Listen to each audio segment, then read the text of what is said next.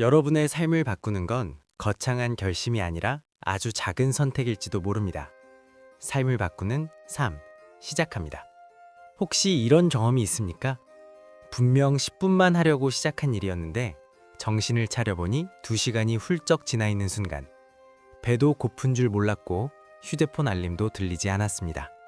그때의 당신은 평소와 같은 사람이었을까요? 아니면 완전히 다른 상태였을까요? 우리는 그 상태를 몰입이라고 부릅니다. 흥미로운 사실은 이 몰입 상태에서 인간의 뇌는 평소와 전혀 다른 방식으로 작동한다는 점입니다. 집중이 깊어지면 뇌의 전두엽 일부 활동이 일시적으로 감소하는 현상이 나타납니다. 이를 일종의 기능적 절전 모드라고 볼 수 있습니다. 자기 검열, 불안, 타인의 시선을 계산하는 기능이 약해지면서 오히려 수행 능력은 향상됩니다. 쉽게 말해, 내가 잘하고 있나? 라는 잡생각이 줄어들수록 행동은 더 매끄러워집니다. 그래서 운동선수들이 최고의 순간을 아무 생각이 없었다고 표현하는 것입니다. 생각이 많을수록 능력이 줄어들고 생각이 정리될수록 능력이 드러납니다. 여기서 첫 번째 비밀이 나옵니다. 몰입은 의지를 세게 쥐는 것이 아니라 방해 요소를 줄이는 기술입니다.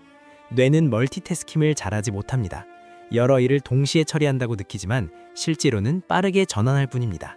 이 전환 과정에서 에너지가 계속 소모됩니다. 그래서 집중이 끊길수록 피로가 빨리 옵니다. 반대로 한 가지에 오래 머무르면 에너지가 덜 소모됩니다. 아이러니하게도 깊은 집중이 더 편안합니다. 두 번째 비밀은 난이도입니다. 너무 쉬운 일은 지루함을 만들고 너무 어려운 일은 불안을 만듭니다. 몰입은 그 중간, 약간 벅찬 지점에서 일어납니다. 마치 게임 레벨처럼 조금만 더 노력하면 깰 수 있을 것 같은 단계. 이때 도파민이 분비됩니다. 도파민은 단순한 쾌락 물질이 아니라 추구의 호르몬입니다. 목표를 향해 다가가고 있다는 신호가 있을 때 분비됩니다. 그래서 목표를 세분화하면 몰입이 쉬워집니다. 책 한 권 읽기보다 10페이지 분석하기가 더 효과적인 이유입니다. 세 번째 비밀은 시간의 밀도입니다. 같은 1시간이라도 몰입 상태에서는 체감 시간이 짧아집니다. 뇌가 외부 자극을 차단하고 내부 과제에 자원을 집중하기 때문입니다. 흥미로운 연구에 따르면 몰입 경험이 잦은 사람일수록 삶의 만족도가 높습니다. 성과 때문이 아니라 시간을 살아냈다는 감각 때문입니다. 반대로 하루 종일 바빴지만 남는 게 없다고 느끼는 날은 실제로는 집중이 분산된 시간이 대부분이었을 가능성이 큽니다. 네 번째 비밀은 환경 설계입니다. 의지는 변덕스럽지만 환경은 비교적 안정적입니다. 책상 위에 휴대폰이 보이면 뇌는 그것을 처리해야 할 자극으로 인식합니다. 단지 뒤집어 놓는 것만으로도 집중 지속 시간이 늘어난다는 실험 결과도 있습니다. 뇌는 생각보다 단순합니다. 보이지 않으면 덜 반응합니다. 그래서 몰입은 정신력 싸움이 아니라 구조 설계의 문제입니다. 다섯 번째 비밀은 질문입니다. 우리는 종종 왜 이렇게 집중이 안 되지? 라고 묻습니다. 이 질문은 뇌를 방어적으로 만듭니다. 대신 이렇게 물어보면 어떨까요?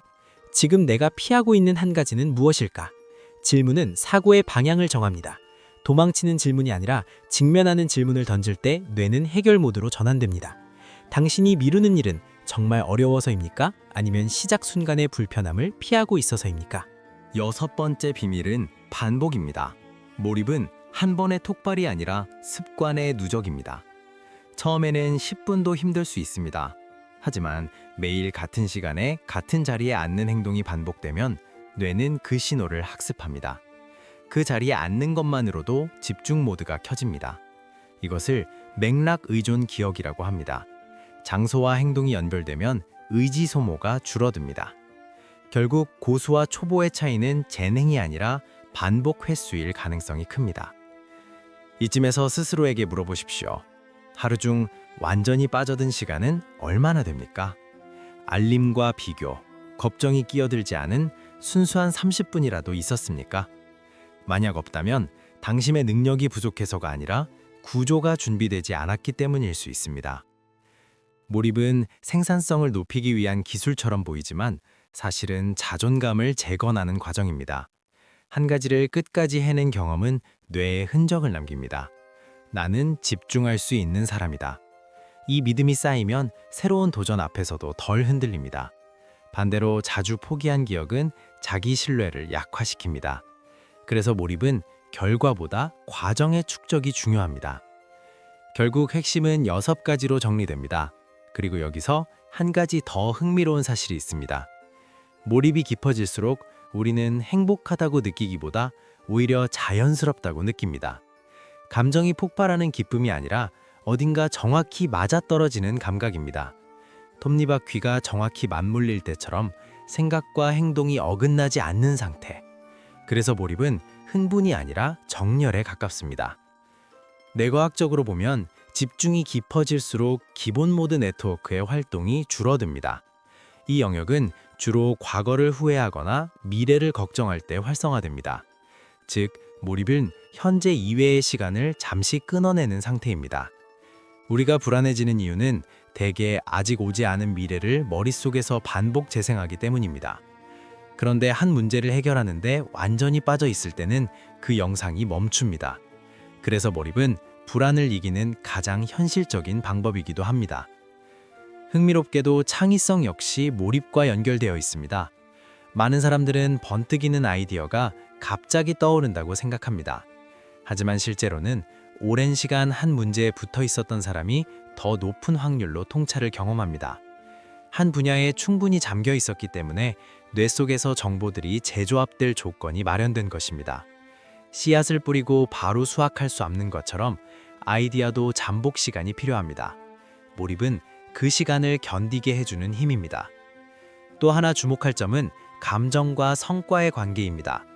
우리는 기분이 좋아야 집중이 잘 될 거라고 믿습니다. 하지만 실제로는 반대일 때가 많습니다. 집중을 시작하면 기분이 따라옵니다. 행동이 감정을 이끄는 구조입니다. 그래서 의욕이 생기면 하겠다는 말은 순서가 바뀐 표현일 수 있습니다. 작은 행동이 먼저이고 의욕은 그 결과로 따라옵니다. 기억력 또한 몰입과 깊게 연결되어 있습니다. 강한 집중 상태에서 학습한 내용은 장기 기억으로 전환될 확률이 높습니다. 시험 전날 밤 억지로 외운 내용보다 스스로 궁금해서 파고들었던 지식이 오래 남는 이유입니다. 감정과 주의가 함께 작동하면 기억의 고리가 단단해집니다. 그래서 몰입은 단순히 일을 잘하는 기술이 아니라 배우는 속도를 바꾸는 도구이기도 합니다. 시간 감각의 왜곡도 빼놓을 수 없습니다. 몰입 상태에서는 체감 시간이 짧아지지만 지나고 나면 오히려 기억은 선명합니다. 반대로 산만한 하루는 길게 느껴지지만 돌아보면 남는 장면이 없습니다. 이는 뇌가 의미 있다고 판단한 정보에만 기록을 남기기 때문입니다. 결국 인생의 밀도는 집중의 밀도와 비례할 가능성이 큽니다. 오래 사는 것과 깊게 사는 것은 다를 수 있습니다. 여기서 중요한 질문이 하나 생깁니다. 당신의 하루는 기록할 만한 순간으로 채워져 있습니까? 아니면 흘러가 버린 자극들로 채워져 있습니까? 스마트폰을 내려놓고 나면 기억나는 장면이 몇 개나 됩니까? 만약 떠오르는 장면이 희미하다면 그것은 삶이 지루해서가 아니라 주의가 흩어져 있었기 때문일지도 모릅니다. 몰입은 자존감 회복에도 영향을 줍니다. 우리는 종종 결과로 자신을 평가합니다. 하지만 몰입 경험이 반복되면 결과와 상관없이 자신을 신뢰하게 됩니다.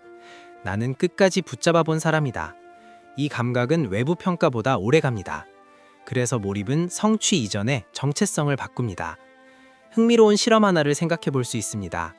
같은 작업을 두 집단에게 맡겼을 때 한 집단은 5분마다 방해를 받았고 다른 집단은 방해 없이 1시간을 유지했습니다. 결과는 단순히 속도의 차이가 아니었습니다.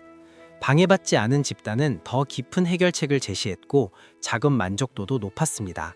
집중은 양이 아니라 깊이를 만든다는 증거입니다. 또 다른 관점에서 보면 몰입은 선택의 경제학과도 연결됩니다. 우리는 매 순간 선택을 합니다. 알림을 볼지 말지, 바로 답장할지 나중에 할지, 생각을 이어갈지 끊을지. 사소해 보이는 선택이 뇌의 방향을 결정합니다. 하루 수십 번의 작은 선택이 결국 집중력의 총량을 결정합니다. 그래서 몰입은 거대한 결심이 아니라 반복되는 미세한 선택의 합입니다. 이 지점에서 스스로에게 다시 묻고 싶습니다. 지금 당신의 에너지는 어디에 흩어져 있습니까? 정말 중요한 한 가지에 쓰이고 있습니까? 아니면 수십 개의 사소한 자극에 나눠지고 있습니까?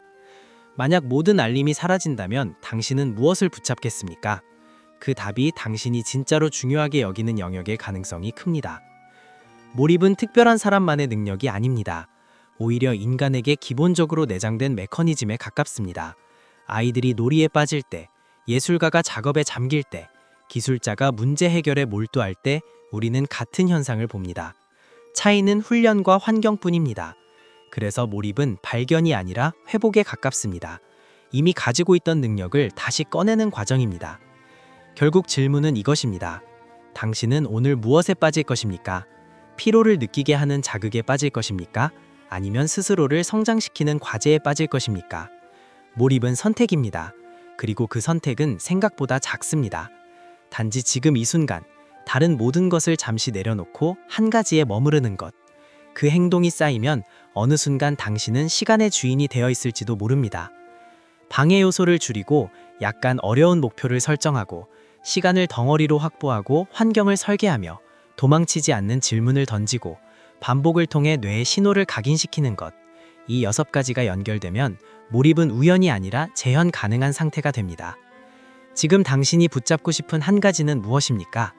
오늘 단 30분이라도 외부 자극을 차단하고 그 일에만 머물 수 있습니까? 그 작은 선택이 쌓이면 어느 순간 당신은 예전과 다른 사람이 되어 있을 것입니다. 삶은 어느 날 갑자기 바뀌지 않습니다.